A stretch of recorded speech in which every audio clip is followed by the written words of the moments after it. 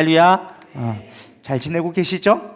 저도 요즘에 시차 적응하느냐고 이제 조금 돌아온 것 같아요. 지난 일주일간 정신 없었는데 사실 요즘도 아침에 정신이 없습니다. 꼭 아침에 졸리더라고요. 아침에 한 7시, 8시 되면은 막 사정없이 정신없이 그때 자요. 그러면은 눈 떠보면 10시, 막 11시 될 때가 있어가지고 깜짝 놀라서 막 아침에 일찍이 아닌 뒤늦게 출근할 때가 있는데 정신 그렇고, 또 밤에는 또 멀쩡해요. 이제 한 10시 넘기 시작하면은 또 멀쩡했다가 새벽 때까지 홀랑 새다가 막 아침 되면 졸리고 막 그러긴 합니다. 근데 이제 거의 적응돼 가는 것 같아요. 그래서 어제는 오랜만에 한 6시간 정도 좀 푹 잤던 것 같아요. 평소에는 한 3, 4시간 이상 자본 적이 별로 없는 것 같아요. 자다 깨도 했는데 어제는 조금 자고 일어났던 것 같습니다. 그냥 제 근황이 별로 궁금하시지 않겠지만 한번 제가 그냥 집중하라고 얘기 드렸습니다. 오늘 같이 우리 은혜 나눌 말씀은 요한복음 1장 35절에서 42절 말씀 우리 같이 한 목소리로 봉독해 올려드리도록 하겠습니다. 요한복음 1장 35절에서 42절 말씀 한 목소리로 봉독하겠습니다. 시작. 이 말씀은 살아계신 하나님의 말씀입니다. 또 이튿날 요한이 자기 제자 중 2사람과 함께 섰다가 예수께서 건의심을 보고 말하되 보라 하나님의 어린 양이로다. 2 제자가 그의 말을 듣고 예수를 따르거늘 예수께서 돌이켜 그 따르는 것을 보시고 물어 이르시되 무엇을 구하느냐 이르되 랍비여 어디 계시오니까 하니 랍비는 번역하면 선생이라. 제가 틀렸나요? 네. 그 다음에 39절 예수께서 이르시되 와서 보라. 그러므로 그들이 가서 계신 데를 보고 그날 함께 거하니 때가 10시쯤 되었더라.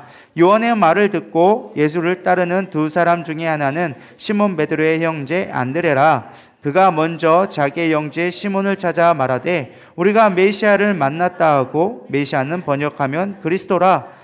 데리고 예수께로 오니 예수께서 보시고 이르시되 내가 요한의 아들 시몬이니 장차 게바라 하리라 하시니라. 게바는 번역하면 베드로라. 아멘. 제가 그동안 지난 수요일 날 동안 제가 어떤 시리즈인지 혹시 기억하시나요? 하도 오랜만에 해가지고 여러분은 수요일 날은 뭐 했는지 별 기억이 안 나시죠? 제가 하나님을 힘써 알자 시리즈를 8번 동안 했습니다. 제가 주일 날에는 성령님 시리즈를 하고 주로 수요일에는 하나님을 힘써 알자 시리즈를 8번 했는데 너무 오래 하면 좀 지겨워 하시더라고요. 그래서 중간 쉬었다가 내년쯤에 다시 시리즈 시즌2로 들어오고 이번에는 좀 새롭게 또 수요일 날 무엇을 하면 좋을까, 어떤 교리 공부를 해야 되나 성경 공부를 해야 되나 고민을 하다가 때마침 전도에 대해서 설교를 준비하다가 예수님의 제자들을 좀 떠올리게 되어졌습니다.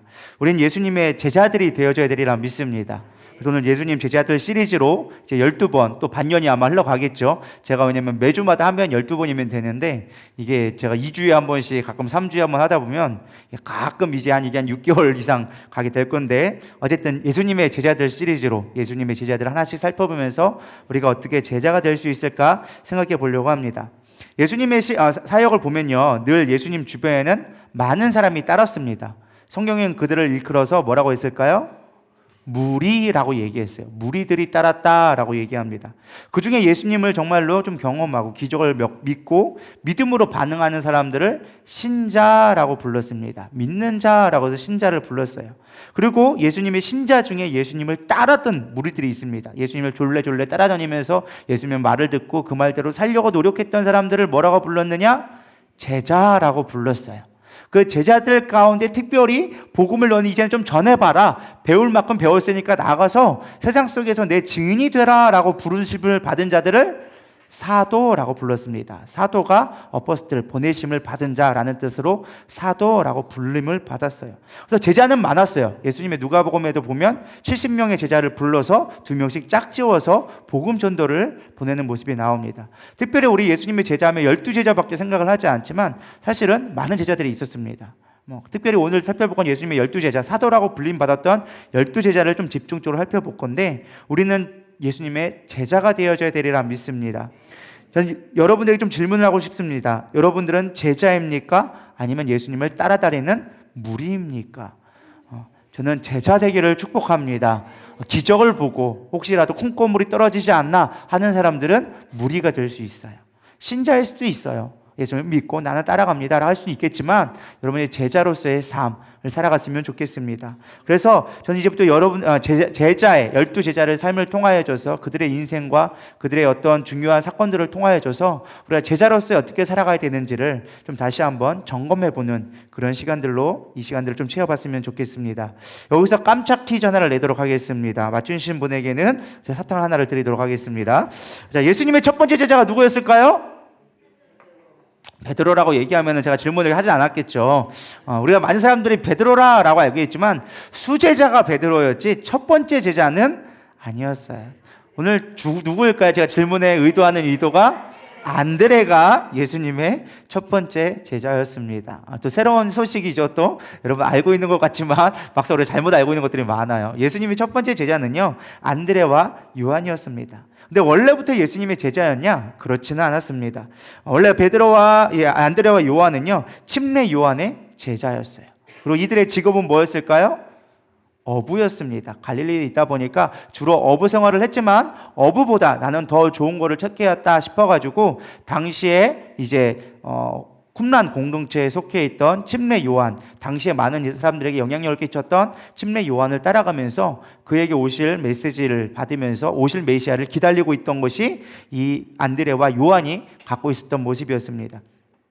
주로 이제 안드레 이야기가 나와 있는 게 요한복음에 많이 기록되어져 있습니다. 여기서 요한은 침례 요한이 아니라 이제 사도 요한을 얘기하겠죠. 그래서 같이 조금 잘 붙어 다녔거든요. 둘이 친했던 것 같아요. 그러다 보니까 이제 친구였던 요한이 이제 안드레의 모습을 중간중간 기록해 주었어요. 성경에 많이 기록되진 않아요. 총 12번인가 13번 정도 나오는데 특별히 요한복음에 3번이 많이 기록되어져 있습니다. 1장과 6장과 12장에 기록된 게 오늘 나눌 말씀이 거의 포함되어져 있습니다. 사실 안드레는요, 예수님의 최측근은 아니었어요. 예수님의 최측근이 누구였을까요? 3명이 있었어요. 잘 모르시나요? 변화산 사건에 쫓아갔던 3명의 제자가 있습니다. 누굴까요? 베드로와 야고보와 요한이 사실 가장 측근에 있었던 제자였습니다. 안드레는 그에 비하면 사실은 속된 말로 표현하면 B급 제자, 측근은 아니고 그냥 제자였는데 같이 따라는 다녔는데 수장 가장 핵심된 인물은 아니었고 그냥 같이 따라다녔던 인물로 성경에선 주로 묘사되어져 있습니다. 그럼에도 불구하고 제자 안드레는 우리가 본받아야 할 모습이 너무나 많은 사람이었습니다. 특별히 안드레는요, 늘 사람을 세우는 개인 전도에 있어서 탁월했던 사람 중에 바로 한 사람이 이 안드레라는 사람이었습니다. 우리가 돌아오는 19일 날 어떤 걸 하죠? 전도 축제를 해요. 그래서 이름이 정해졌습니다. 제 이름을 여러분들에게 공개하도록 하겠습니다. 이름은 뭐냐? 다이소 전도 축제. 다이소. 다 있다. 그래서 행복도 있고 사랑도 있고 예수님을 만나는 장소이기도 하고 이렇게 해서 다 있어. 원래는요 공모에 놨던 것이 다 있다. 그래서 뭐도 있고 요것도 있고 주님과 연결되어주고 이런 뜻을 했는데 다 있다 하니까 우리끼리는 참 좋은데 세상 사람들이 잘 모를 것 같아가지고 다이소를 좀 패러디해가지고 다이소 그래서 아마 포스터가 곧 이제 교회에 붙여지게 될 겁니다. 그래서 다이소 축제를 할 건데 우리가 그때 많은 사람들 전도를 해야 되리라 믿습니다. 특별히 이 전도는 개인 전도 축제예요. 쉽게 말하면 우리가 한 명에게 베드로가 설교해가지고 3,000명 막 전도했던 것처럼 막 대중 집회를 하는 게 아니라 한 사람 한 사람을 개인 전도해서 우리가 축제하는 우리 다이소 축제가 되기를 소망합니다. 그래서 여러분 개인 전도를 잘했으면 좋겠는데 어떻게 개인 전도를 잘할 수 있을까? 우리가 어떻게 하면 개인 전도를 잘할 수 있는가? 우리 안드레를 통해서 좀 살펴보려고 합니다. 그래서 어떤 사람인지를 살펴보면서 전도를 배울 건데요. 첫 번째 이렇게 정해봤습니다. 적극적인 사람이 전도도 잘한다. 그래서 개인 전도하는 사람들은 적극적이어야 돼요. 오늘 본문에 보면요 35절과 39절 한번 다 같이 읽어보겠습니다. 시작. 35절에서 39절까지 시작. 요한이 자기 제자 중 2사람과 함께 섰다가 예수께서 거니심을 보고 말하되 보라 하나님의 어린 양이로다. 2 제자가 그의 말을 듣고 예수를 따르거늘 예수께서 돌이켜 그 따르는 것을 보시고 물어 이르시되 무엇을 구하느냐? 이르되 랍비여 어디 계시오니까 하니 랍비는 번역하면 선생이라. 예수께서 이르시되 와서 보라. 그러므로 그들이 가서 계신 데를 보고 그날 함께 거하니 때가 10시쯤 되었더라. 자, 상황을 보면 이런 거예요. 안드레와 요한이 침례 요한을 따라다니면서 배우고 있었습니다. 그런데 어느 날 예수님이 그 앞에 지나가는 것을 침례 요한과 함께 있다가 보게 된 거예요. 근데 침례 요한이 딱 보니까 범상치가 않은 거예요. 딱 보니까 하나님이 보내신 걸 알게 되어진 거예요. 그러면서 뭐라고 고백하느냐? 뭐라고 얘기합니까? 하나님의 어린 양이로다 라고 얘기합니다. 하나님이 보내신 자다, 우리 죄를 짊어질 자다 라고 하면서 고백하게 되어집니다. 사실 침례 요한은 어떤 자였어요? 예수님이 오시는 길을 준비하는 자, 예비하는 자였어요. 그래서 예수님의 신들매조차 감당할 수 없다라고 고백하며 겸손한 자였고, 예수님이 오실 길을 준비하는 광야에 외치는 자라라고 하면서 불렸던 자였습니다.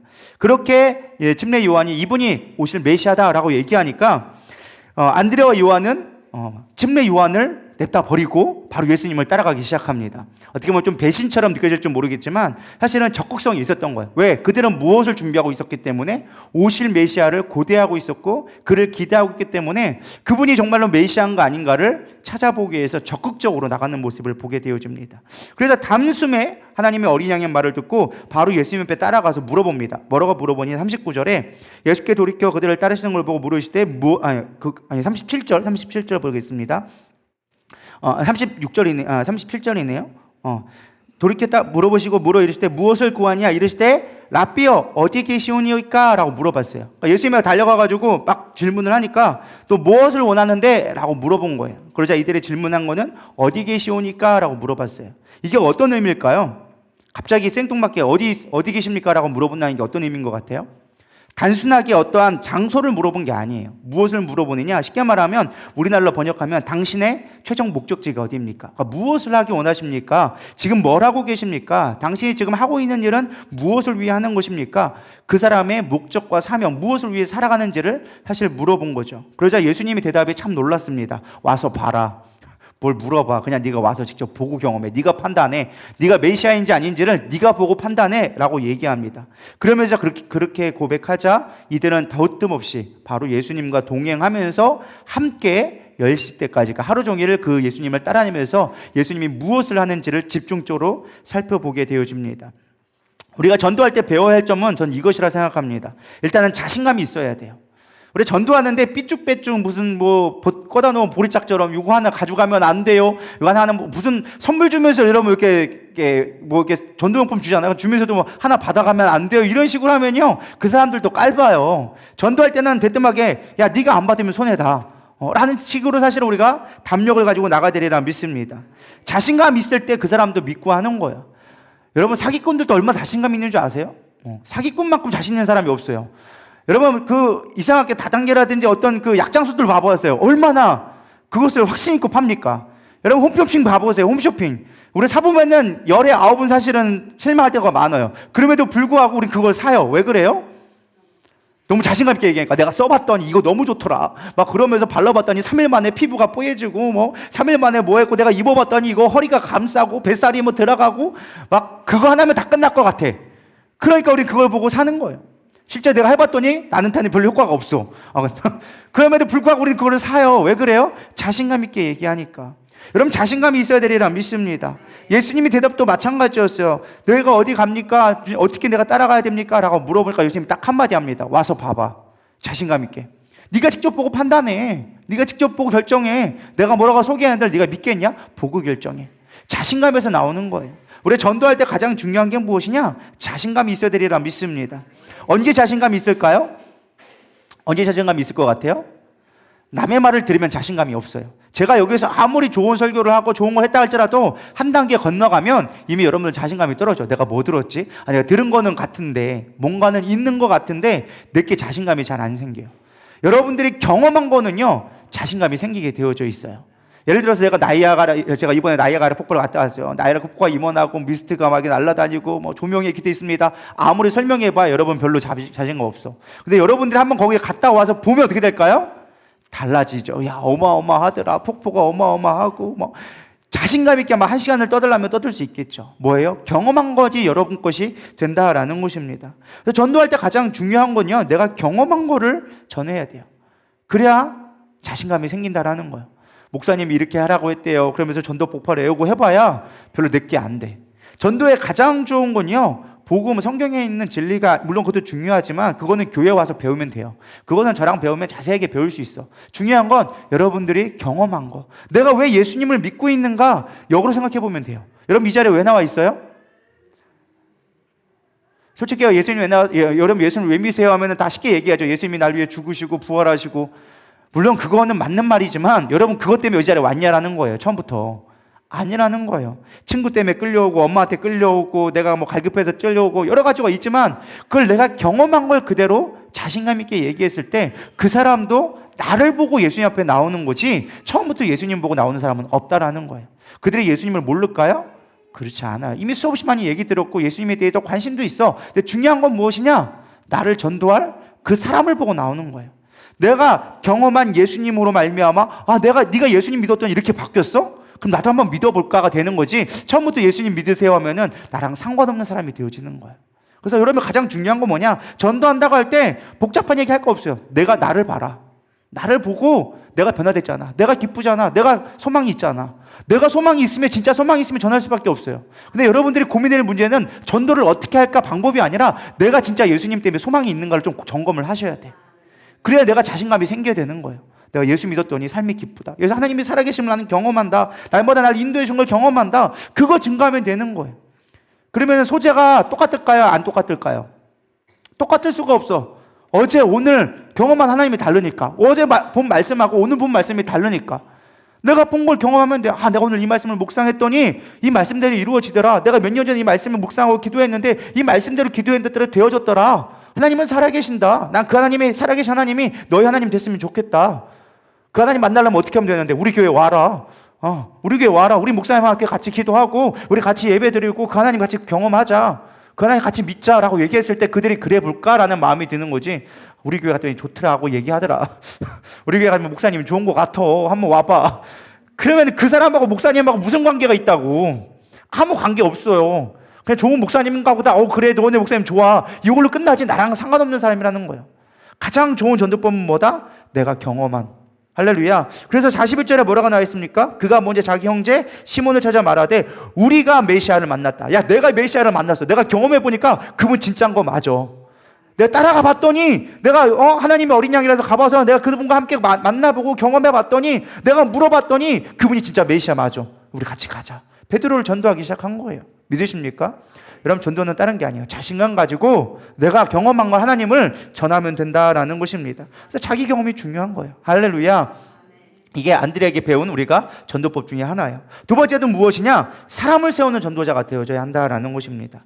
안드레는요 예수님의 1호 제자였어요. 첫 번째 제자였어요. 근데 중요한 거는 언급했듯이 안드레는요 A급 제자가 아니었어요. B급 제자였어요. 근데 놀라운 건 무엇이냐? 자기 형제 베드로를 데려옴으로 말미암아 베드로를 세워주는 사람이 되었다라는 것입니다. 베드로가 누구예요? 예수님의 수제자가 되었던 거예요. 그래서 성경에도요 안드레라는 이름이 나오지 않고 꼭 수식어가 붙어. 뭐라고 부르냐? 40절 요한의 말을 듣고 예수를 따르는 두 사람 중 하나는 시몬 베드로의 형제 안드레라. 자 생각해 보세요. 누가 누구를 전도했어요? 안드레가 베드로를 전도했는데 성경은 뭐라고 기록하고 있어요? 시몬 베드로의 형제 안드레예요. 그러니까 이게 참 웃긴 게 성경에 우리 같으면 베드로를 예수님의 수제자인 베드로를 전도한 안드레라고 하면 좋겠는데 그것도 아니고 베드로가 우선 되어주고 그의 형제 안드레로 나와요. 그럼에도 불구하고 그는 별로 부끄러워하지 않았어요. 물론 이 성경이 후대에 쓰여졌으니까 베드로가 유명했으니까 사람들이 이 안드레라는 사람을 잘 모르니까 알게 하려고 베드로의 형제 안드레라고 기록했을 수도 있겠어요. 그러나 중요한 건 그럼에도 불구하고 이 안드레는 튀진 않았지만 항상 중요한 일에 결정적인 역할을 하며 사람을 이끄는 사람이 바로 이 안드레였다라는 것입니다. 베드로는 한 번 설교에 3,000명을 회개시키는 대중전도자였다면 이 안드레 같은 경우는요 한 사람 한 사람 찾아가면서 개인 전도하는 사람이었어요. 그래서 개인 관계를 잘 맺는 사람 중에 한 사람으로서 알려져 있습니다. 그래서 내가 주목받는 것이 아니라 사람을 세우는 것, 그것이 우리가 해야 될 전도 방법이 아닌가 생각되어집니다. 우리는 내가 주목받는 것에 사실은 관심이 많습니다. 내가 전도해 왔어. 내가 몇 명 전도했는데. 이게 관심이 많은 거예요. 그 사람이 잘 서고 그 사람이 온전한 신앙생활 하는 것보다는 내가 더 유명해지는 거. 내가 목사님보다 더 알아받고 사람들한테 인정받고 이런 것에 더 관심 많을 때가 많다라는 것입니다. 우리가 정말 예수님의 제자로 살아가려 한다면 내가 아닌 사람을 세우는 자가 되어질 때 진짜 예수님의 제자가 되리라 믿습니다. 여러분, 우리가 주목해야 될 건 하나님 나라가 확장되는가 아니면 내가 명예를 쌓는 것이 중요한가를 점검해 볼 수 있는 저람 되기를 소망합니다. 내 안에 깊은 욕망이 무엇을 말하고 있는가? 하나님의 나라인가? 나의 명예와 권력, 인정인가? 이것이 정립되기 시작할 때 전도의 길이 열리게 되리라 믿습니다. 다시 본론으로 들어와서 보면 41절에 보면 그가 먼저 자기 형제 시몬을 찾아 말하되, 전도의 첫 번째 원칙은요, 관계 전도가 되어줘야 돼요. 이게 세상에서 말하는 관계 전도가 아니라 진짜 전도를 하려면 관계만큼 중요한 것이 없다라는 것입니다. 물론 우리가 길거리 나가서 많은 사람들에게 복음을 증거할 수 있습니다. 어제도 사실은 몽골에 있는 한 애엄마가 왔어. 사실 그 사람도 오죽했으면 왔겠냐는 제가 생각이 들었어요. 물론 우리 전도팀들이 열심히 전도를 해가지고 열매를 맺은 것도 분명한 사실이지만, 제가 얘기를 들어보니까 남편이 몽골 사람이에요. 본인도 몽골 사람이고. 그러다 보니까 한국에 뭐 아는 사람도 별로 없어. 남편은 아침에 일찍 일 나가. 그럼 혼자 나보니까 애 키워야 되니까 힘드니까 답답하니까 애랑 집에 있으면 얼마나 힘들겠어요. 그러니까 할 거 없으니까 나와가지고 애 안고 나와 있는데 누가 나 하나 말 하나 걸어주지 않아. 근데 어떤 사람이 와가지고 할머니가 뭐 하냐, 여기서 같이 가자 이렇게 해가지고 끌고 오니까 사실은 그냥 뭐 의심 반 그냥 어떤 반 해서 끌려와가지고 밥 한 끼 먹고 갔어요. 어쨌든 중요한 건 복음을 증거하면 되는 거예요. 이래저래 걸리나 어쨌든 한 영혼이 소중한 거지, 뭐 한국 사람만 구원받고 몽골 사람은 구원받지 못하고 그럴 필요 없잖아야. 우리가 복음을 증거해야 되리라 믿는데, 중요한 건 그거 뭐냐, 우리가 가까이 있는 사람들을 관계할 때 우리가 전도하기 쉽다라는 거예요. 사실 멀리 있는 사람들은 전도하기 그만큼 쉽지는 않아요. 어쩌다 이거 사람들은 정말로 우연찮게 있지만, 정말 중요한 건 가까이, 나와 가까이 있는 사람들이 더 관계하기가, 전도하기가 쉽다라는 것입니다. 그래서 안드레도 가장 먼저 전도했던 게 누구예요? 자기 친형제였던 베드로를 전도하기 시작한 거예요.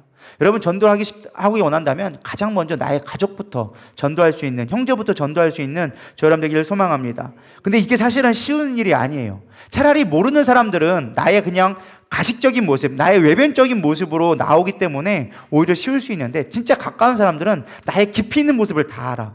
그래서 사실은 전도하기가 더 어렵다라는 것입니다. 어떤 사람이 이런 말을 했다고 합니다. 제가 교회도 다닌 거 참 좋고 교회가 참 좋은 곳이 났는데 제가 딱 한 사람 때문에 교회 못 나가겠다고. 그게 누구냐고 했더니 와이프 때문에 못 나가겠다고. 이 와이프가 교회에선 천사인데 집에 보면 이상하게 나를 그렇게 가고 되는데 환장하겠다고. 내가 딴 사람 때문에 내가 다 교회 가겠는데 와이프 때문에 내가 교회 못 가겠다고. 내가 교회를 다녀도 다른 교회는 가도 와이프가 있는 교회는 못 가겠다고. 이렇게 얘기하는 사람이 생각보다 주변에 많더라고요. 그래서 가까이 있는 사람에게 관계를 잘하는 게 쉬운 일이 아니더라. 근데 정말로 이 보면요, 참 웃긴 게 이 안드레가 전도하는데 시몬이 그 말을 듣고 따라왔다라는 거예요. 다시 말해서 안드레는 관계를 잘했다 못했다? 잘했다는 거예요. 그의 말 한마디, 메시아가 왔다라는 말. 당시에는요, 메시아 사상이 흔했어요. 이 사람도 저 사람도 다 메시아 오기를 기대했고, 그러다 보니까 수많은 이단들도 나왔겠죠. 그럼에도 불구하고 내가 만나봤더니 이 사람이 진짜 메시아란 말을 믿고 따라왔다라는 거예요. 여러분 주변에 나의 말 한마디로 교회에 올 수 있는 사람이 있나 없나를 좀 살펴보시길 바랍니다. 내가 말해도 너나 믿어, 너나 잘하세요 라고 하면 우리는 관계를 잘못 맺고 있는 거예요. 내가 어떤 말을 해도, 콩으로 매주를 쓴다고 해도 믿어줄 수 있는 사람, 내가 정말로 힘들고 어려울 때 나를 위해서 함께 그 자리에 함께 해줄 수 있는 사람들을, 그런 관계를 많이 맺기를 소망합니다. 그랬을 때 관계가 확장되어지는 거예요. 그럴 때 사실은 우리 가운데 그런 관계 맺는 것들이 얼마나 중요한지 생각해 보게 되어집니다. 근데 중요한 건 사실 이런 관계 맺는 게 쉬운 일은 아니에요. 제가 가만히 고민을 했어요. 어떻게 하면은, 사실 저도 제일 약한 것 중에 하나가 사람과의 관계 맺는 걸 참 어려워합니다. 저 역시도 목사임에도 불구하고 참 어려웠는데, 어떻게 하면 내가 그렇게 전도를 잘할 수 있을까, 사람과 관계를 맺고 있을까, 요즘에 공부 아닌 공부를 해요. 그래서 요즘에 좀 보고 있는 게 김창옥 쇼인가? 그걸 좀 보고 있어요. 그 사람이 사람과의 관계 속에나 이런 거 있을 때 어떻게 문제를 해결하나, 다양한 관점으로, 좀 세상적인 관점으로 해석을 해주더라고요. 근데 그 사람이 이런 말을 하더라고요. 어떤 말을 하느냐, 사람과 너무 깊이 있는 관계를 맺지 말아라 라고 얘기해요. 그게 뭐냐면, 좀 쉽게 말하면 질척거리지 말라는 거예요. 그 사람이 나에게 어떤 걸 하더라도 우리가 그거를 너무 그것에 내가 연연되어져 가지고 하지 말고, 그냥 딱 맺을 것만큼 그냥 아무 생각 없이 그냥 직관적으로 그 사람과 관계를 맺고 그 사람이 떠나가면 그걸로 애타하지 말고 그 사람이 원래 있어야 될 자리로 돌아간 거고 지금 나와 함께 있을 때는 그 시간에 충실해라 라고 이야기하더라고요. 그러면 그 사람이 떠나가도 내가 상처를 받지 않고 덜한다. 그러면서 제가 누구를 떠올렸느냐, 우리 딸내미 다일을 떠올리게 됐습니다. 다일은 어디 가도요 친구를 만드는데 귀재입니다. 찜질방을 가도 꼭 친구를 하나씩 만들어 와요. 찜질방에 꼭 친구를 만나러 와가지고 뭐 계란을 사줘야 되는 등 뭐 과자를 나눠 먹는 등 친구를 사귀어요. 심지어는 누가 와도 친구를 삼는데 아주 도통이 났습니다. 그래서 자기 이모가 있어요. 그래서 얼마 전에 결혼한 이모가 있는데 솔직히 나도 이게 우리 교회에 와가지고 인사를 하는데 낯설어. 왜? 서로 사돈지간이고 불편하니까 낯설어가지고 그냥 목회자지만 우리 교회 나오세요라고 얘기하는데 얘는 가자마자 친구를 삼았어요. 그래서 다음에 어쩌다 지나가다 봐도 그냥 어머 이모 안녕 하면서 친구처럼 대하는 거예요. 그냥 그걸로 연연하지 않아. 그냥 빠이빠이 하면 빠이빠이. 다음에 보면 또 친구처럼 또 만나는 거예요. 그래서 너무 그것에 얽매이지도 않으면서도 쉽게 친구를 사귀니까 쉽게 얘기를 하는 거예요. 누가 와도 이런 얘기하고 서슴없이 얘기하고 친구처럼 얘기하다 보니까 그 이모도 사실은 정작 정은이랑 함사모랑 사촌지간인데도 사촌지간에 별 얘기를 안 하더라고요. 근데 다이랑은 얘기를 하고 있는 거예요. 그런 걸 보면서 우리 때로는 너무 이렇게 막 복잡하게 생각하지 말고 그냥 직관적으로 사람을 좋아했으면 좋겠다라는 생각을 갖게 되어집니다. 전도 잘하는 사람들의 특징은요, 너무 어렵게 관계를 맺지 않더라고. 우리처럼 막 따져가면서 이 사람은 나에게 유익되고 이 사람은 나랑 어떤 관계고 이 사람은 뭐하고 이 사람은 어떤 관계고 막 좋다 나쁘다 막 따지고 우리 복잡하잖아, 인간관계가. 별로 안 복잡하신가 봐요. 저는 좀 그런 계산이 되더라고요. 막 하면서 복잡한 거 안 하면 나에게 유익이 되나 안 되나, 어떤 사람인가. 우리 보통 새송도 오면 이 사람이 신천지인가 아닌가부터 결과를 검색하잖아요. 근데 그렇지 않더라고. 그냥 있는 그대로 보더라고요. 이 사람, 이런 사람. 그러다가 아니면 말고 기면 되고. 근데 그런 사람들의 전도를 잘하더라는 거예요. 그냥 그 사람 한 사람에 너무 목숨 걸지 않아. 그래서 있는 그대로 받아들이는 사람들이 전도를 잘하더라는 거예요. 그리고 나에게 맡겨진 양 떼면 최선을 다해서, 정말로 내가 뗄래 뗄 수 없는 관계 있잖아요. 근데 그 사람을 위해서는 최선을 다해서 헌신하는 거예요. 우리는 뿌리는 거지 사실은 우리는 거두는 자가 아니에요. 믿으십니까? 그래서 김문호 목사님 이런 말씀을 하시더라고요. 전도는 100% 성공한다. 왜 그러느냐? 우리는 전도를 뭐라고 생각해요?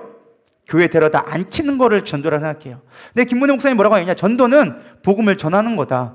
그가 듣든 아니 듣든 우리는 뿌리면 전도를 한 거다라는 거예요. 그래서 전도는 절대 실패가 없다라는 것입니다.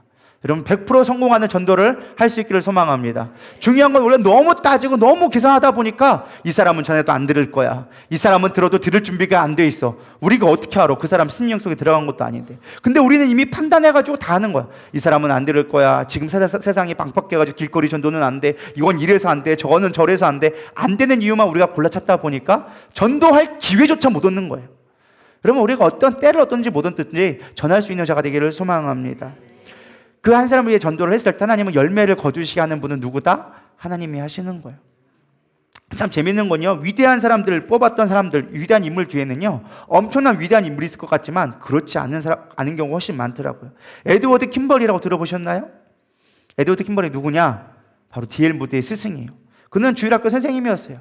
별것도 없었어요. 어느 날 구두를 닦다가 한 소년이 보이길래 교회 와라 라고 했고, 그 교회 와가지고 가르쳤더니 10여 년 뒤에 이 무디가 목사가 되어져가지고 미국을 바꾸고 세계를 바꾸는 한 사람이 되어졌어요. 여러분, 리빙스턴에게 침례를 준 목사님은요 평생 동안 단 한 명 침례 줬대요. 그게 누굴까요? 리빙스턴. 평생에 20년 목회했는데 한 사람 침례 줬어. 근데 중요한 건 그 한 사람이 아프리카를 변화시키는 인물로 세워졌다라는 것입니다. 20년 동안 일본에서 목회했던 한 목사님이 있었습니다. 나가노라는 목사님인데요, 가나자와 지역이라는 곳에서 텐트를 치고 개척을 했어요. 시골이다 보니까 일본이 참 복음화가 되게 쉽지 않잖아요. 그러다 보니까 5년을 목회를 개척을 했는데 성도 단 한 명이 안 오는 거예요. 그러다 어쩌다 한 사람이 왔어. 어느 날 너무 반가워가지고 봤더니만 폐렴 걸려가지고 죽으려고 지방에 온 사람이었어요. 그래서 하나님께 물어봤어. 하나님, 정말 성도로 받아야 되나요? 말아야 되나요? 근데 성령의 감동 때문에 너에게 붙여준 양떼다 그래가지고 그 한 명 때문에 맨날 밥 먹어가면서 병수발 해가지고 간신히 살려놨어. 간신히 병수발만 하다가. 근데 그 은혜로 하나님의 그 간호 때문인지 이 사람이 회복되어졌고, 나중에 이 섬김 때문에 이제 예수님을 믿게 되어져서 목사가 되었습니다. 이 사람이 누구냐? 가가와 도요히코라는 일본에서 성자라고 불리는 유명한 목사님이 되었던 거예요. 한 사람이지만 그 한 사람의 씨를 뿌리니까 열매를 맺게 하는 거예요.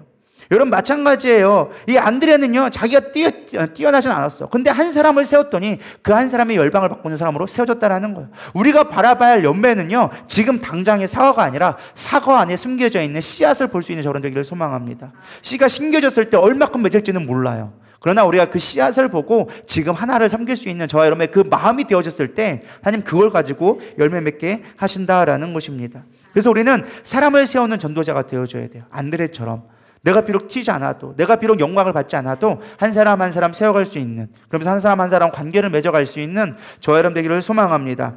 그럴 때 하나님이 일하시리라 믿습니다. 세 번째는 믿음으로 도전하는 자가 전도한다라는 것입니다.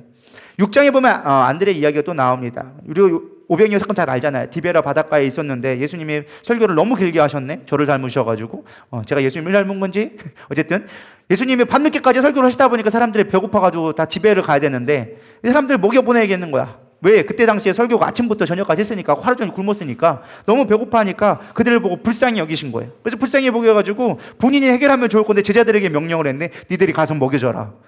근데 생각해보니까 한두 명이 아니거든. 당시 몇 명이 있었어요? 성인 남자 5,000명. 당시에는 5,000명이라니까 성인 남자만 개수했단 말이죠. 그럼 최소한 10,000명이 있었단 말이에요. 한 마을을 통째로 왔어. 아무리 계산해봐도 제자들이 무슨 돈이 있어. 맨날 예수님 따라다니겠다고 쫄래쫄래 따라다니는데 그들도 뭐 엄청나게 잘 사는 부자도 아니었고 어부였는데 기껏 해봐야 그걸 뭐라고 하죠? 한 데라, 1데라크마, 한 데라크마, 이 정도 몇 데라 갖고 있었는데, 많은 돈을 먹일 수 없는 거야. 거기에 또 머리 빠른 빌립한테 예수님이 시험 삼아 물어보죠. 네가 가서 먹여줘라 했더니만, 빌립이 뭐라고 대답합니까? 지금 대충 먹여도, 진짜 빵 한 조각 나눠줘도 200데나리온이나 필요하겠습니다. 한 데나리온이 성인 남자의 하루 품삯이에요. 진짜 최소한으로 잡아서 10만 원만 잡아도 2천만 원이야. 20만 원 잡으면 4천만 원의 돈이 필요한 거예요. 4천만 원 지금 어디서 있습니까? 도저히 먹일 수가 없습니다. 이 돈이 있다 할지라도 지금 이 많은 사람들을 먹이려고 빵 공장 찾아가도 이만한 걸 물량을 공수할 수가 없습니다. 어떻게 먹입니까? 라고 얘기를 하죠. 그때 누가 나타납니까? 우리가 잘 알고 있는 안드레가 나옵니다. 우리 8절, 9절 한번 읽어보겠습니다. 요한복음 6장 8절, 9절 시작. 제자 중 하나 곧 시몬 베드로의 형제 안드레가 예수께 여짜오되 여기 한 아이가 있어 보리떡 5개와 물고기 2마리를 가지고 있나이다. 그러나 그것이 이 많은 사람에게 얼마나 되겠사옵나이까. 예, 여기 보면 나오죠. 베드로의 형제 안드레. 여기서 본인 이름이 안 나와. 그냥 베드로의 형제 안드레라고 나와. 근데 거기서 뭐라고 해요? 아무도 제자들에게 물어봤을 때 내가 하겠습니다라고 얘기하지 않았어요. 근데 안드레가 조용히 한 아이를 데려와서 보리떡 5개와 보리떡 5개와 물고기 2마리가 있는데 이걸로 어떻게 되겠습니까? 라고 믿음으로 선포했다라는 것입니다. 여러분, 기적의 현장 가운데 우리는 예수님이 12바구니 12광줄이나 남았다라는 것만 우리는 관심이 있지 그것을 행했던 사람을 우리는 잘 기억하지 않아요. 그러나 그 믿음의 행위를 했던 게 누구예요? 12제자 중에 유일한 안드레가 했다라는 거예요. 이 작은 거 한 소녀가 가지고 있던 도시락 하나 갖고 무엇을 할 수 있겠습니까? 그럼에도 불구하고 내가 가진 것 이거 가지고 일을 해보기 원하니까 예수님이 원하시는 것이 먹이는 거니까 내가 이거라도 바치겠습니다라는 믿음이 있으니까 그걸로 기적이 나타나기 시작하는 거예요. 안드레는요, 믿음의 사람이었어요. 보이지 않지만 하나님이 하실 걸 믿었기 때문에 그걸 보았기 때문에 메시아임을 확신했기 때문에 그 작은 거지만 드릴 수 있는 믿음이 있었던 자라는 것입니다. 우리는 가끔 착각합니다. 우리가 하나님을 일을 한다고 해서 엄청나게 많은 것이 준비되어져 있어야 하나님이 우리를 쓰실 거라 생각해요. 내가 말씀도 많이 알아야 되고 내가 뭔가 능력도 있어야 되고 은사도 있어야 되고 내가 뭔가 많은 재정이 있어야지만 하나님의 일을 할 수 있을 거라고 착각합니다. 그러나 그렇지 않습니다. 아주 작은 것, 하나님이 원하시는 거는 내가 가진 그 작은 거 하나 가지고 일하시기 원하시는 거예요. 어떤 사람이 이렇게 해요. 주님, 내가 여기 있습니다. 주님, 나의 모든 것들이 오니 나를 써주시옵소서 라고 하면은 하나님이 기뻐할 거라 생각해요. 근데 하나님은 그렇지 않을걸요? 우리를 고쳐서 쓰려면 얼마나 많은지, 성격 고쳐야 되지, 거기에다가 건강 고쳐 써야 되지, 주변 환경 정리해서 써야 되지, 얼마나 많은 것들을 하나님이 손 써야 되는지 몰라. 내가 하나님 앞에 헌신한다, 하나님이 기뻐하는 것이 아니라, 헌신한다고 하면 네 언제 고쳐 쓰나 아마 그런 생각을 하실 것 같아요. 그럼에도 불구하고 하나님이 우리를 쓰시는 이유는 우리가 완벽해서가 아니라 우리를 사랑하시기 때문에 쓴다라는 것입니다. 믿으십니까? 그래서 우리가 드릴 수 있는 믿음으로 나아갈 때 하나님이 일하시기 시작하는 거예요. 성경의 기적들을 봐보세요. 우리 지금 여기 계속 공부하고 있는 게 뭐예요? 주일마다 하고 있는 게 하나님의 전쟁. 하나님의 전쟁의 가장 중요한 건 뭐예요? 말도 안 되는 명령을 했을 때 순종하며 나가는 거, 믿음으로 고백했을 때 하나님이 그거 가지고 일하시기 시작한다는 거예요. 여러분 봐보세요. 믿음의 사람들은요, 보여서 나가는 게 아니라 그 믿음대로 행했을 때 하나님의 역사가 나타나요. 요단강을 건넜을 때 어떻게 됩니까? 주님, 우리가 요단강을 건너도록 도와할 수 있도록 배를 만들게요. 우리가 예를 들어서 다른 거 재료를 얼마큼 준비하고 여기다가 다리를 만들어서 건널게요. 이런 거 갖고 하나님이 역사하지 않았어요. 발을 내디딜 때 하나님이 그 물을 갈리게 하셨다는 거예요. 하나님이 하시는 우리의 믿음을 보시는 거예요. 근데 안드레는 전도할 때 어떻게 했어요? 믿음으로 했다는 거예요. 5천 명을 먹이는 일을 위해서 믿음으로 드릴 수 있는 이 작은 거지만 믿음으로 드려졌던 안드레 때문에 이 오병이의 기적이 기록되어진 거예요. 성경에, 내 성경책에 이 복음서 중에 다 기록된 게 유일하게 있는 게 뭐예요? 오병이어 사건이에요. 가장 중요하다고 얘기하는 게 오병이어 사건이에요. 근데 이 오병이어 사건의 중심의 인물은 누가 있었느냐? 베드로가 있었던 게 아니었어요. 안드레라는, 그냥 본인의 이름도 아닌 베드로의 형제 안드레라는 제2인자로서 별로 알려지지 않은 이 인물이 드렸던 그 믿음 하나 때문에 기적이 일어났다는 것입니다. 저는 믿음의 사람 되기를 소망합니다. 우리 누리다의 모든 성도가 이렇게 믿음으로 내가 볼 때는 아닌 것 같아도, 내가 볼 때는 이거 갖고 될까 싶은 것도 하나님은 그거 가지고 쓰심을 믿고 나아갈 수 있는 사람 되기를 원합니다. 우리가 지금 건축을 하고 있습니다. 많은 돈이 필요하죠. 건축이 애 이름도 아니고 100평짜리 건물 짓는 게 누가 하겠습니까? 은행 대출이 있겠죠. 은행 대출은 누가 갚아요? 다 우리가 하는 거잖아요, 결국에는. 근데 그러나 여러분들 그 작은 거지만 믿음으로 들었을 때 그것이 씨앗이 되어져서 열매 맺게 하리라 믿습니다. 우리 누리다교회가 처음에 건축할 수 있던 건 뭐였어요? 우리 송지연이 드렸던 건축 헌금, 우리 우지혜가 드렸던 그 건축 헌금, 그 고사리 손에서 1,000원, 2,000원 드렸던 그것들이 미랄이 되어져서, 그것이 몇십만이 되어져서 그 모았던 것들을 씨앗으로 해가지고 교회가 건축이 시작된 거였어요. 그 작은 씨앗 하나들이 열매를 맺게 만드는 거예요. 우리가 전도할 때도 마찬가지입니다. 작은 거지만 내가 그거 하나하나 심을 때마다 그것들이 열매 맺어져서 한 영혼을 구원할 수 있는, 수많은 영혼들을 구원할 수 있는 씨앗이 될 수 있는 거예요. 그래서 여러분, 우리가 미션을 줄 거예요. 여러분 이번 주에 모이면 예를 들면 각각 케이스 바이 케이스로 내 남편에게는 좋은 선물 사주기, 안 믿는 사람들에게는 내 주변의 지인들에게는 밥 한 끼 쏘기, 아니면 선물해 주기, 아니면 여러분들이 좋은 선행을 베풀기, 좋은 말 10번 해주기, 이런 식으로 여러분들이 할 수 있는 그 사람의 성향에 맞는 미션을 여러분들이 각자 정해서 각자 조장님께 제출해 줄 거예요. 그럼 우리 조장들이 그걸 가지고 기도할 거예요. 하나님, 이 일이 이루어지게 도와주시옵소서. 그 마음을 움직여 주시옵소서. 목장별로 우리가 기도하고 그걸 위해서 헌신하면서 작은 씨앗들을 심는 행위들을 우리가 해보려고 합니다. 말로만 심지 마시고 우리가 하나씩 행동을 했으면 좋겠습니다. 그렇게 믿음으로 심는 작은 거 하나가 영혼을 바꾸고 교회를 바꾸고 정말로 세상을 바꿀 수 있는 좋은 변화가 되리라 믿습니다. 그래서 우리가 그렇게 되어야 되리라 믿습니다. 또 요한복음 12장에 보면요, 참 재밌는 게 나오는데 헬라 사람이 어느 날 이렇게 유월절 절기를 지키러 왔다가 예수님을 만나보고 싶은 거예요. 예수를 만나보고 싶은데 예수님이 이방인이니까 예수님을 잘 안 만나게 된 거예요. 왜냐면 예수님은 유대인을 중심으로 살아가다 보니까. 그러다가 빌립이라는 이제 집사 빌립에게 물어본 거죠. 나 예수님을 만나보고 싶은데 만날 수 있느냐? 쉽게 말하면 외국인이 와가지고, 중국 사람 와가지고 우리 담임 목사님 만난다고 하면 여러분 어떻게 했어요? 갑자기 중국인이 와가지고 나 여기 교회랑 보러 왔는데 우리 목사님 유명하다니까 한번 만나고 가면 안 되겠냐고. 그럼 여러분 뭐라고 하겠어요? 바로 오브콜스 하겠어요? 아니면 잠깐만 기다려보세요, 제가 한번 우리 전도사님이나 목사님한테 물어볼게요.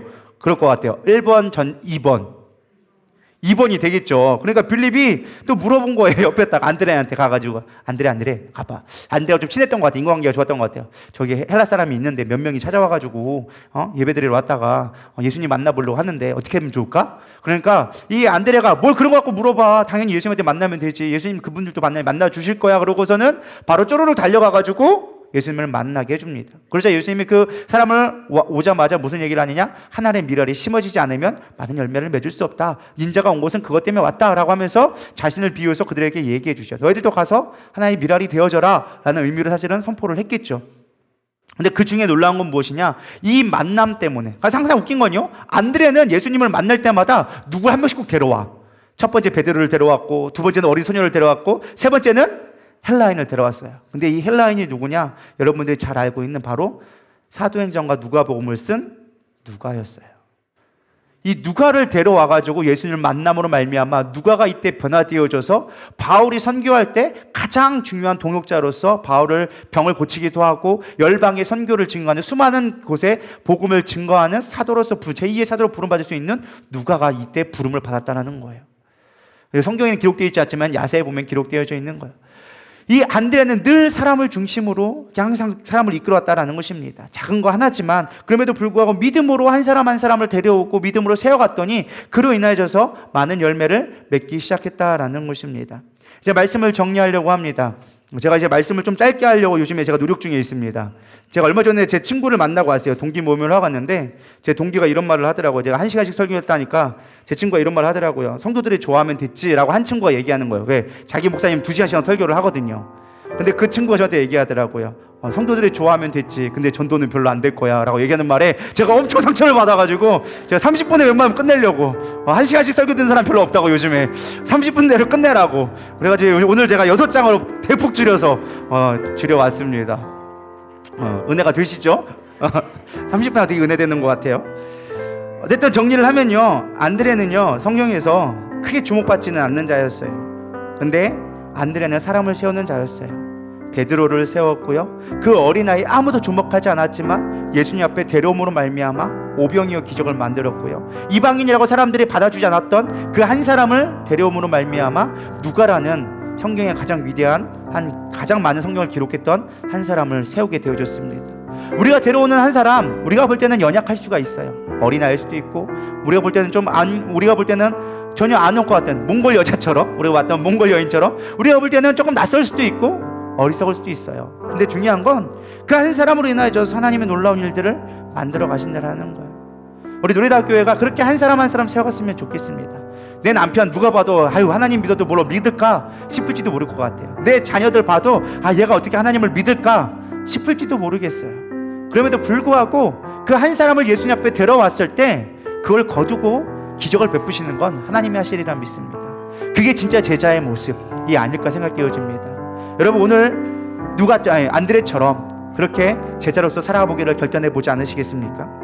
화려하게 베드로처럼 멋지지 않지만, 주목받지는 않지만, 자기가 첫 번째 제자임에도 불구하고 그 타이틀을 빼앗길지도 모르겠지만, 그럼에도 불구하고 한 영혼을 세우기에 갈급했던, 그래서 AD 69년에 복음을 전하다가 십자가형에 십자가라고 해가지고 똑같은 십자가 아니라 X자로 된 십자가에 복음을 전하다가 순교하게 된 안드레, 예수님의 복음을 증거하다가 갈 수 있는 저런 되기를 소망합니다. 사실 이 와중에 성경에 기록되어 있지 않았지만은 이 안드레가 나중에는요 가룟 유다를 대신해서 13번째 사도가 된 우리 마띠아가 있잖아요. 마띠아가 복음을 증거하다가 아프리카 쪽에 가서 이제 식인종에게 잡혔다는 소식을 들게 되어집니다. 그 마띠아를 구하기 위해서 그 모진 배를 타고 긴급하게 달려가서 수구디아라는 곳까지 달려갑니다. 그래서 결국에는 마띠아를 구원해냅니다. 뿐만 아니라 거기에 있는 식인종까지 전도해가지고 그 마을을 전도시켰다는 일화가 있습니다. 그래서 많은 사람들이 한 사람 한 사람 관계 전도를 할 때 그 전략을 뭐라 그러느냐, 안드레 전도라고 얘기합니다. 안드레처럼 한 사람 한 사람을 관계 전도해서 그 사람과의 깊이 있는 관계를 맺어서 우리가 전도팀이 갔을 때 그걸 다 변화시킬 수 있는 밑작업을 하는 전도 전략을 안드레 전도법이라고 얘기합니다. 우리가 지금 19일 날 전도를 준비하고 있습니다. 근데 여러분들이 안드레 전도법들을 행했으면 좋겠어요. 한 사람 한 사람들 여러분들이 잘 구워 삶아가지고 그 사람 마음 가운데 선을 베풀고 관계를 온전히 맺어서 그 사람들과 함께 우리가 아름다운 축제, 예수님 앞에 데려오는 귀한 전도의 축제 날이 됐으면 좋겠습니다. 할렐루야. 이게 우리가 만들어 놓은 이제 포스터예요. 다이소. 그래서 원래 다이소인데 가운데 십자가를 넣어가지고 다이소, 십자가가 있는 다이소를 만들어냈습니다. 그래서 가운데 뭐가 있느냐, 사랑도 있고 회복도 있고 감사도 있고 기쁨도 있고 만남도 있고 웃음도 있는, 이 만남은 하나님과의 만남, 사람과의 만남, 행복한 만남, 그런 것이 다 있는 교회, 누리다 교회로 오세요. 그래서 다이소라는 제목으로 같이 우리가 전도 축제를 하기로 했습니다. 나름 이쁘죠? 괜찮죠? 그냥 있는 것처럼 그래도 누구나 알 수 있는 다이소를 좀 패러디해서 다이소, 십자가를 가운데 넣어서 만들었습니다. 빨간 게 더 이뻐요? 그럼 빨간 거로 하죠 뭐. 저는 뭐 괜찮습니다. 어쨌든 우리가 안드레처럼 한 사람 한 사람 한 영혼들을 소중히 여기서 전도해낼 수 있기를 다짐하며 우리 이 시간 기도로 나갔으면 좋겠습니다. 주님, 내가 여기 있사오니 나를 보내주시옵소서. 내 삶 속에, 내 관계 속에 주님의 역사하기를 소망하며 우리 찬양하며 기도로 나가겠습니다. 주님 내가 여기 있사오니 나를 보내소서. 나의 몸 주께 드리오니 주 받으옵소서. 주님 내가 여기 있사오니 나를 써주소서. 가진 것 모두 다 주께 드리오니 주 받으옵소서.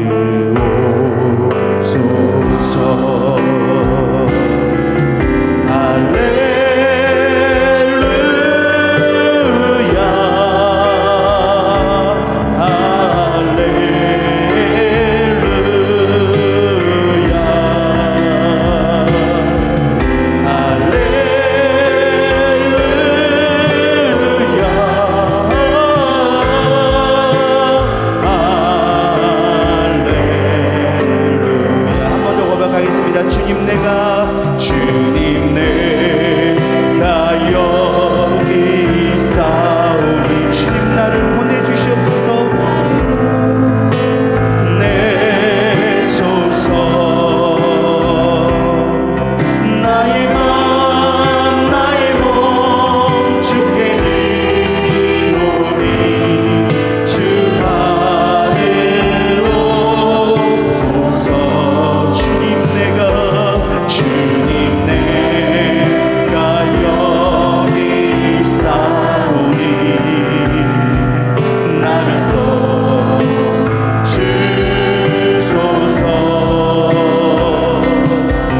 가진 것 모두 다 주께 드리오니 주 받으옵소서.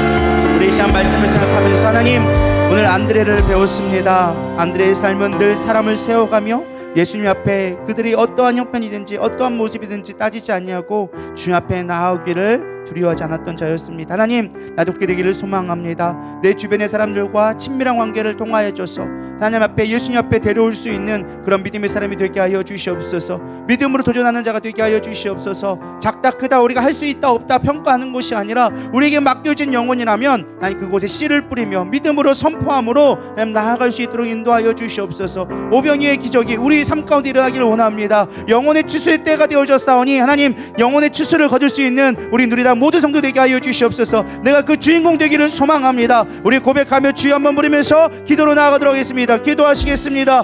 주여, 하나님 함께 하여 주시옵소서. 이 시간 능력으로 함께 하기를 원합니다. 정말 안드레처럼 우리가 믿음으로 고백하게 하여 주시옵시고 나의 삶을 통하여줘서 하나님 열매를 맺는 삶이 되기 원합니다. 한 영혼 한 영혼들을 살펴가며 한 사람 한 사람들을 붙들며 아버지, 내가 볼 때는 어려 보이고 내가 볼 때는 외국인 같아서 안 될 것 같고 내가 볼 때는 아버지 정말 안 될 것 같이 보여도 하나님, 내가 믿음으로 선포하게 하여 주시옵시고 나의 앞에 더욱더 믿음으로 고백하며 나갈 수 있도록 인도하여 주시옵소서. 나에게 맡겨진 영혼들 아버지, 내가 판단할 것이 아니라 나에게 맡겨졌다면 그 영혼들을 눈물을 흘리며 씨를 뿌리시는 자가 되게 하여 주시옵소서. 하나님, 복음을 선포하기를 원합니다. 내 삶으로 복음의 통로가 열려지기를 원합니다. 나의 말과 나의 행동 나의 생각들이 복음을 증거하게 합당하게 하여 주시옵소서. 이제 누리다 교회 다시 전도의 문이 열리게 하여 주시옵소서. 우리의 삶이 전도하기에 부름받았다는 것을 깨닫고 그 소명 가운데 믿음으로 고백하며 나가게 하여 주시옵소서. 오 주님이 왜 견들스러워 결하 연들스러워 걸어가 연들스러워 믿음으로 서게 하여 주시옵소서. 선포하게 하여 주시옵소서. 담대하게 나타나가게 하여 주시옵소서. 나의 영광과 나의 의를 구하는 것이 아니라 하나님의 나라와 하나님의 뜻을 구하는 믿음의 삶을 살아갈 수 있도록 주님 축복하여 주시옵소서. 오 주님, 이번 11일 아직 전도 축제가 있습니다. 믿음으로 열매를 거두게 하여 주시옵소서. 많은 인원들이 많은 영혼들이 앞에 나와 예배하는 자 되게 하여 주시옵시고, 우리 누리다 교회가 사랑이 넘치며 또 하나님의 복음을 증거하게 앞장서며 선교하며 구제하며 하나님 나라를 세워가는 일에 앞장설 수 있도록 우리를 이끌어 주시옵소서. 믿음으로 더하여 주시옵소서. 능력으로 더하여 주시옵소서. 하나님 함께 기도합니다. 축복하여 주시옵소서. 하나님, 그렇습니다.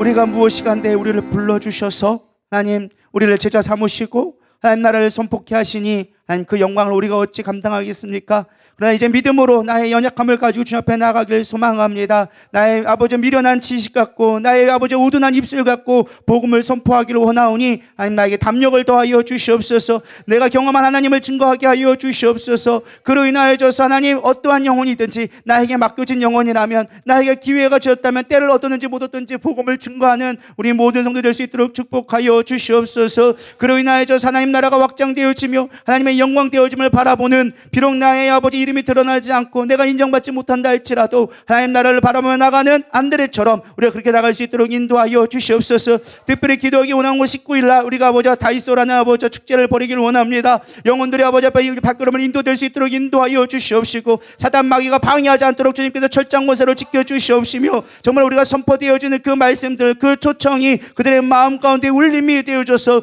예수님을 영접하는 축복의 장소, 아버지 은혜의 장소가 될 수 있도록 주님 함께하여 주시옵소서. 준비하는 성들들이 함께하여 주시옵시고 모든 과정들 가운데 만남들 가운데 주님이 하실 말들을 전하게 하여 주시옵시고 그 마음 가운데 중심의 영혼들을 살피는 마음으로 하나님의 아버지의 마음을 가질 수 있도록 주님 그 마음을 우리 가운데 부어 주시옵소서. 채워 주시옵소서. 충만케 하여 주시옵소서. 오늘도 이 모든 기도 응답을 주님께서 하실 걸 믿사오며 살아계신 예수님의 이름으로 감사하며 기도드렸사옵나이다. 아멘. 우리 주기도문 하심으로 3일밤 예배를 마치도록 하겠습니다. 하늘에 계신 우리 아버지여, 이름이 거룩히 여김을 받으시오며 나라의 임하옵시며 뜻이 하늘에서 이루어진 것 같이 땅에서도 이루어지이다. 오늘날 우리에게 일용할 양식이 우리가 우리에게 죄진 자를 사하여 준 것 같이 우리 죄를 사하여 주옵시고 우리를 시험에 들게 하지 마옵시며 다만 악에서 구하옵소서. 나라와 권세와 영광이 아버지께 영원히 있사옵나이다. 아멘. 수고